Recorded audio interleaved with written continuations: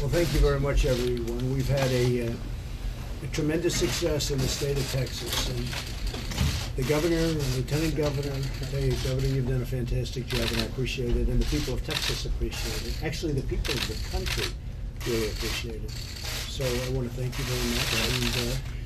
And maybe I'd ask you to say a few words to our friends at the press. I'll be honest with you. Well, Mr. President, once again, we thank the President for being here in Texas once again.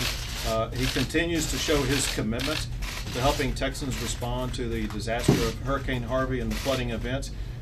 He has seen firsthand the challenges that Texans face through his multiple trips to Texas. He has seen homes that were destroyed, businesses that were destroyed. He has seen the needs that we have. And so the ongoing commitment that he has to ensure that Texans are going to be able to respond and rebuild is essential not just to Texas, but also vital to the United States of America because of the powerful engine for the American economy that Texas provides. So, Mr. President, I applaud you for constantly working with me and the people of the state of Texas to make sure that we recover. Thank you very much. Dan, would you like to say something? The response from this administration dealing with this storm has far exceeded any previous administration in response to these storms. We have a lot of counties that have suffered hurricanes before.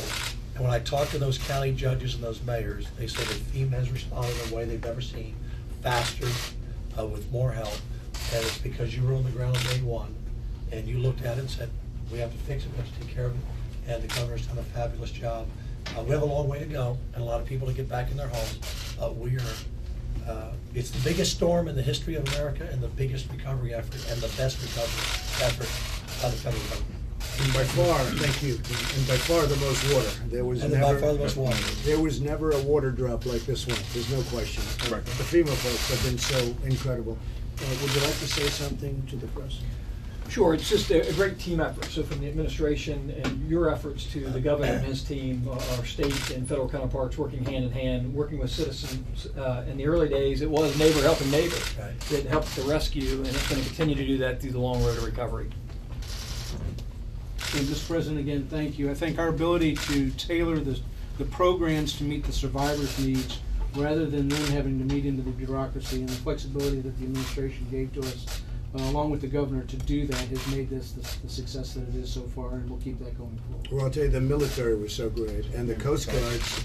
I mean, I'm hearing numbers of 16,000 people saved by the Coast Guard. I think our first responders were amazing. All first responders. They worked for 4 and 5 days, Mr. President, without any sleep, and many of them, their homes had flooded.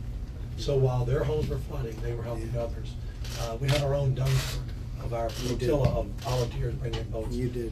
What a job they did. There's no question about it. Fellas, go ahead. Mr. President, I've been a first responder and emergency manager for 24 years. I've been the state director of Texas Emergency Management for 7 years. This is my 12th presidential disaster declaration. This has been the fastest FEMA has ever moved in this process. Your leadership, Brock Long, Tony Robinson, bringing in all of the federal partners. The rest of our disasters have been big, but nothing of this size. And to have your support and their support, putting $1.3 billion of money in the hands of Texans to start rebuilding their lives, and over $400 million on the streets for local governments to start getting back to normal has been phenomenal. So thank you very much. Thank you very much. It's so nice. I appreciate it. Would you like to say it? Go ahead. Sure, Mr. President. You deserve it. Thank you very much for your partnership, for FEMA's partnership. It's been an amazing effort, and we really appreciate it. Thank you. Well, thank you very much. We're very proud of our governor. We're very proud you have done something very special. And Dan, we're very proud of all of you guys. And it's true, first responders, military, everybody. And I do single out Coast Guard because people, I think it's sometimes unsung, but they were out there and they were following that, tremendous peril to themselves. They were just right on the edges and they'd follow it right in. And it was incredible. And they saved 16,000 people. Think of it. Think of what that could have been if you lost anywhere near that number. It would have been probably one of the worst, maybe the worst catastrophe we've ever had. So the Coast Guard has been so incredible, all of the military. I just want to say I'm very proud of all of you, everybody at this table, and keep it going. And we're going to look at the concept of a more permanent solution. because you do get inundated, and this has been going on for decades. Houston's got some difficulty with that, and we're going to see if we can solve that on a more permanent basis. And there is a way of doing, a method of doing it, and they've known it for 20 or 25 years, but nobody's ever done it. But this governor and this lieutenant governor have been talking about it, and let's take a look at the cost and let's see if it's possible to do, because that would save a lot of money into the future, and it would also put a lot of people to work building it. So let's see what we can do. You'll come and you'll show me what the concepts are. I think the concepts work.